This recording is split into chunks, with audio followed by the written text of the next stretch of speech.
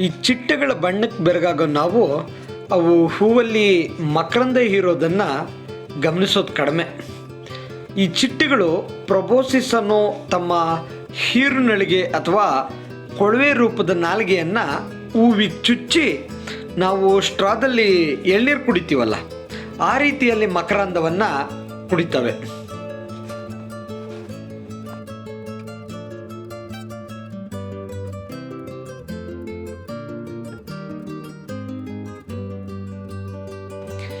ಇನ್ನು ಈ ಪ್ರೊಬೋಸಿಸ್ನ ಉದ್ದ ಒಂದು ಚಿಟ್ಟೆಯಿಂದ ಮತ್ತೊಂದು ಚಿಟ್ಟೆಗೆ ಭಿನ್ನವಾಗಿರುತ್ತೆ. ಹಾಗಾಗಿ ಎಲ್ಲ ಚಿಟ್ಟೆಗಳು ಎಲ್ಲ ಹೂವಿಂದ ಮಕರಂದ ಇರೋದು ಕಷ್ಟ. ಅದಕ್ಕೆ ಇವೇನು ಮಾಡ್ತವೆ ಅಂದರೆ, ನಿರ್ದಿಷ್ಟ ಜಾತಿಯ ಚಿಟ್ಟೆ ನಿರ್ದಿಷ್ಟ ಬಗೆಯ ಹೂವನ್ನು ಆಯ್ಕೆ ಮಾಡಿಕೊಂಡು ಮಕರಂದ ಕುಡಿತವೆ.